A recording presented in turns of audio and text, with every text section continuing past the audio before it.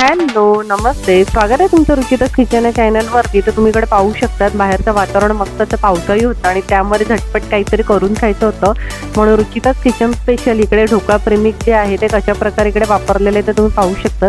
Just आपल्याला packet open करायचं आणि त्याच्यामध्ये पाणी जे आहे ते ॲड करायचं आणि 2 टीस्पून तेल. पॅकेटवरती सगळ्या इन्स्ट्रक्शन जे ते दिलेल्याच आहेत त्याच तुम्ही फॉलो करून जे आहेत ते अगदी झटपट आणि पटकन असा जो आहे घरच्या घरी ढोकळा जो आहे तो बनवू शकतात.